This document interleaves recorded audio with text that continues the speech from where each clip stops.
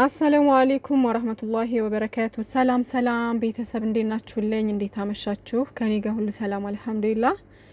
ጨረቃዎቻችን መተውልናል በቤታቸው እና ያው እንግዲህ ዛሬ ትናንት ናቲን አስታርቅ እንጂ ከቻልክ ማስታረቅ እንጂ እንደዚህ አይነት ቃላት እንዴት ምናምን ነገር እያልን ያው ሁላችንም ተቀይመነው ነበረ በትናንቱ ቪዲዮ ማለት ነው። ዛሬ ደግሞ ያው እንግዲህ አስታራቂ ሆኖ መጥቷል እና ይሄ ነው የሚሻለው። ናቴ በቃ እንደዚህ ነው። አሁን አንቺም ታይ አንተም ተው እያልክ በቃ በነገሮች በርትተህ ምናምን እነሱን አንድ ለማድረግ መጣር ነው። እኛም ደግሞ ከጎናችሁ ነን ማለት ነው። ሀይሚዬና ብሩኬን አንድ ለማድረግ ለሚጥር ሁሉ ከጎናቸው ነን። ለመለያየት ወይም ደግሞ በቃ በመሀላቸው ገብቶ ሌላ ነገር ለሚፈጥር ሰው ደግሞ ያው ቦታ የለንም ማለት ነው። እንዲህ እየከረበትንም ምን እየ ለማንኛውም ውዶች ያትጨነቁ፣ አታስቡ። አሁን የምምላችሁ ነገር ምንም ሊያሳስባችሁ ሊያስጨንቃችሁ የሚችል ነገር ሊኖር አይገባም። እና ውዶቼ ዛሬ እንግዲህ ሀይሚዬ እምር ብሎባት መታለች። የኔ ቆንጆ ተናፍቀሽ ነበር፣ እንኳን ደህና መጣሽ የኔ ወድና ብሩኬ ወንድሜ እምር ብሎባቸዋል። ለማንኛውም ዛሬ እንግዲህ ናቲ ቅመሟን አግኝቶ መክሯታል፣ አንዳንድ ነገሮችን ምናምን መናገር ያለበትን። ከዛ ደግሞ ብሩኬም ያው እንደምታዩት በአንዳንድ ቃላቶቿ እየተናደደ ነበረ ሀይሚዬ በምትናገረው ነገር ምናምን ማለት ነው። እና ሁለታችሁም መረጋጋት መቻል አለባችሁ። ሲቀጥል ደግሞ ይሄ ከሀይሚዬ ግትርነቷን ከብሩኬ ደግሞ የዋህነቱን መቅረት መቻል፣ እንደው መተው እንኳን ማይቻል ከሆነ ይህ መቀነስ መቻል አለባቸው ብዬ አስባለሁ። ብዙ ጊዜ ችግር ውስጥ የሚያስገባው ብሩኬን የዋህነቱ፣ ይሄ ልክ ከልክ ያለፈ እንትን የለም። በቃ አንዳንዴ የራሳችንን ህይወት አደጋ ላይ እያደረግን ለሌሎች ብዙ ዋጋ በከፈልን ቁጥር የራሳችንን ነገር እያጣን ነው የምንሄደው። ገባችሁ? እና ለሁሉም ነገር ገደብ ሊኖረን ይገባል። ይሄ በድራማ ወንዱ በማየው ነገር በእስከዛሬው ድረስ በስራ መልክ በምናያቸው ቪዲዮዎች አብዛኛውን የምናየው ነገር ነው ይሄ። ገባችሁና ቅመሟዬ ደግሞ አንዳንዴ በቃ በእልክም ይሁን በንዴትም ብቻ ድርቅ የምትለው ነገር አላት እና እሱን ነገር መለስ ማለት እንዳለባት ላይክ ሰው ሲመክራትም ሰው አንዳንድ ነገሮችን ሲናገር ምናምን የራስ ሰው በቃ ተለቅ ያለ ሰው ከነሱ በሰል ያለ ሰው ልክ እንደ ናቲ ምናምን ላይክ የራሳቸው ሰው ማለት ነው ቤተሰብ ምናምን የሆነ ነገር ሲናገር መለስ ማለት መቻል አለባችሁ። ገባችሁና እንደዛ መሆን አለበት። ሴት ልጅ በነገራችን ላይ ያው ታግሳ ስትወስን እንደዚህ ነች። ግን ደግሞ ይሄ ለዛ የሚያበቃ ነገር የለም እስካሁን ድረስ ባየነው ልክ ማለት ነው። ብሩኬም ቢሆን ያንን ሁሉ ያደረገው ፍቅሩን ላለማጣት ብሎ ነው። ግን የሄደበት መንገድ ስተት ስለነበረ በቃ አለ አይደል ይሄ በራሴ ያስተካክላለሁ የሚላቸው ነገሮች ብዙ ጊዜ ችግር ያመጡበታል እና እነዛን ነገሮች መተው እንዳለበት በቃ ማንኛውንም ነገር ሲያደርግ ከቅመሜ ጋር በመመካከር በቃ ግልጽ በመሆን ምናምን መሆን መቻል አለበት። አይኖ በቃ ምንም ይሁን ምንም እሷ ተቀበለችውም አልተቀበለችውም ብሩኬ ለምን እንደማይናገር ታውቃላችሁ? ላይክ ሀይሚዬ ያን ነገር ትቀበለኛለች ብሎ አያስብም። ገባችሁ አይደለ? የሆነ በሚያየው ሪያክት በእሷን በሚያያት ነገር ምናምን ላይክ ይሄን ነገር እኮ ብነግራት ሀይሚዬ ልትቀበለኝ አትችልም ብሎ ስለሚያስብ ከዛ ነገሮችን እንደምንም ብሎ በራሱ መንገድ ለማስተካከል ሲሞክር መስመር ይስትበታል ምናምን ላይ ካለ አይደለ ሳያስበው ሌላ ችግር ያመጣበታል ያ ነገር ማለት ነውና ያ ነገር ነው ችግር የሆነው እንጂ ይሄ ሆን ብሎ ቅመሜን ለመበደል ሆን ብሎ ከሷ ለመራቅ ምናምን ሆን ብሎ እሷን ለማስከፋት ምናምን የሚያደርገው ነገር አንዳችም ነገር የለም። ብሩኬ በጣም የሚወዳት የሚሳሳላት በጣም የሚያፈቅራት ፍቅረኛው ነች እንግዲህ ሁላችንም እንደምናውቀው ማለት ነውና ከሷም ላለመለየት ነው ይሄን ሁሉ የሚያደርገው እንጂ አሁን የማይፈልጋት ወንድ ቢሆን እኮ እንደዚህ ምናምን አይሆንም እኮ እስከዚህ ደረጃ ድረስ አይጓዝም ምናምን ኢቭን ራሱ ከእዩ ጋር በነበራቸው ይሄ እንትን በቃ አውጪ እኔ አይደለም ምናምን በሚለው ክርክር ውስጥ እንኳን ማለት ነው ላይክ ያንን መንገድ የመረጠው እንዳልኳችሁ መንገዱ ልክ ባይሆንም እንኳን ለማስተካከል የሄደበት መንገድ ማለት ነው ልክ ባይሆንም እንኳን እንደዛ ያደረገው ራሱ ከሷ ላለመለየት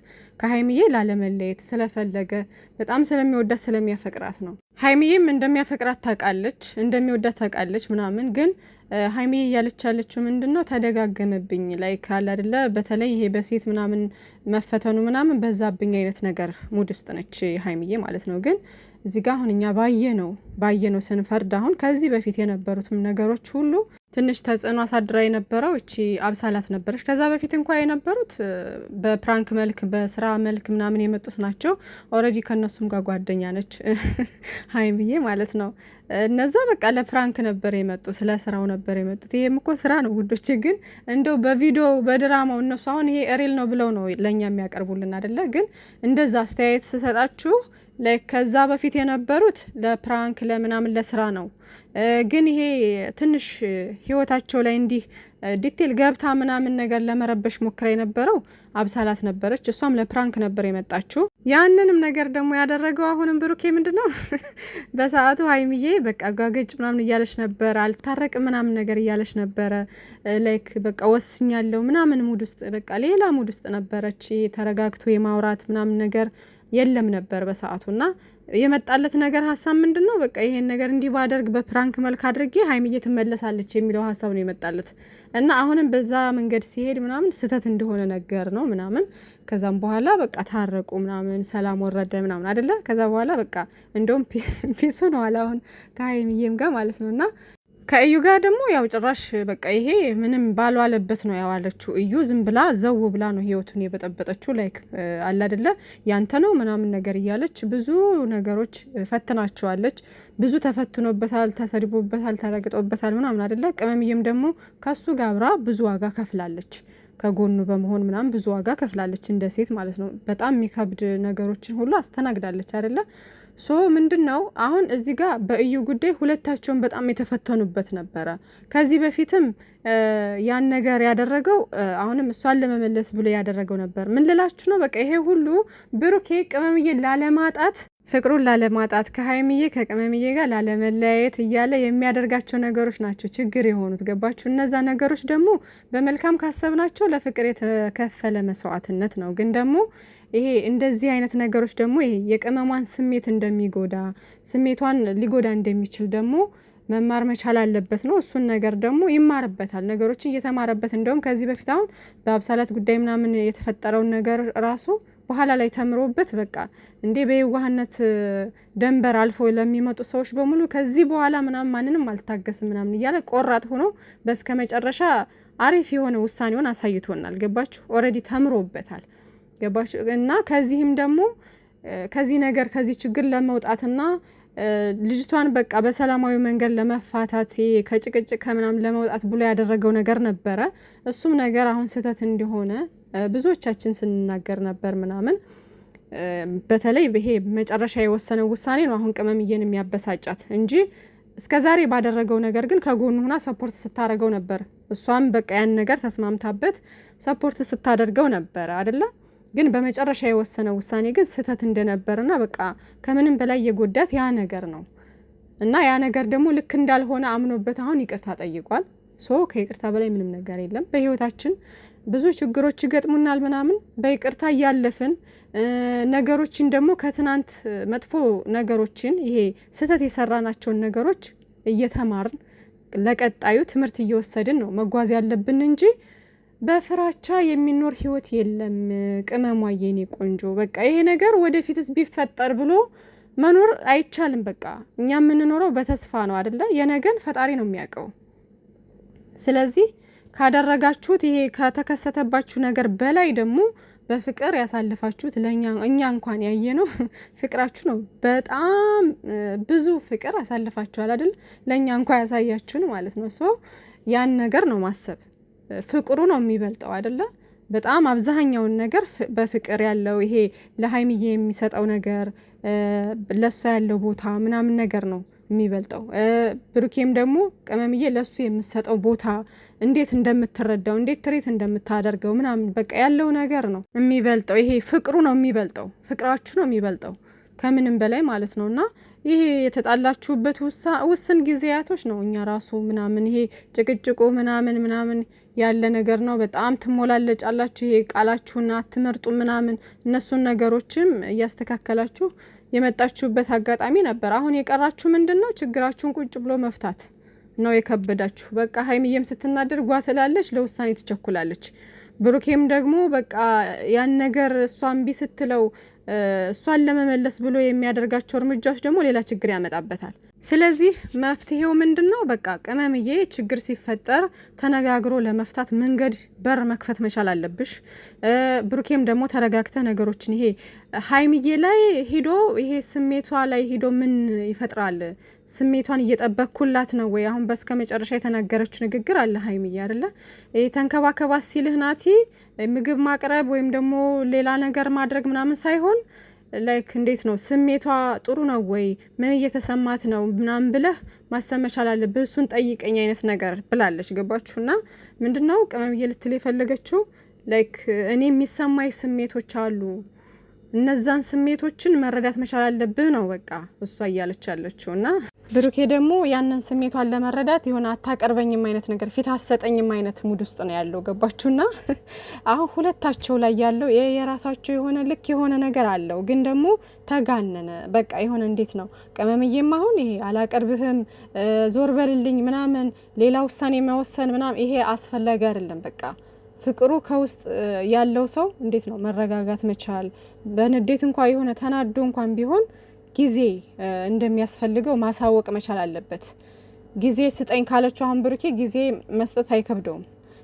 ብሩኬ ደግሞ ላይክ እንዴት ነው ምን እየተሰማት ነው ምናምን የሚለውን ነገርም ቅመምዬ እንዳለችው ማሰብ መቻል አለበት።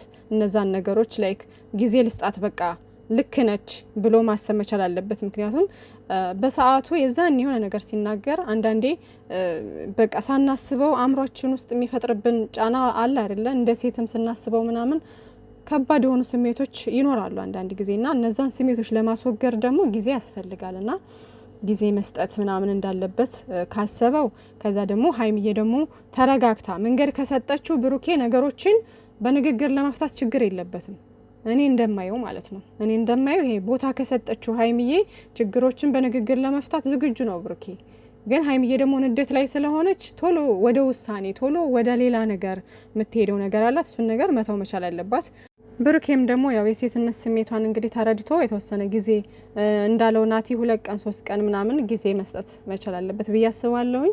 ከዛ ውጪ ያው ምክንያቱም ይሄ ዋጋ የተከፈለበት ፍቅር ምናምን በቀላል ምናምን እንትን አይባልም እና ሲቀጥል ደግሞ ከምንም በላይ ለምንናገረው እያንዳንዱ ቃላቶች መጠንቀቅ መቻል አለብን።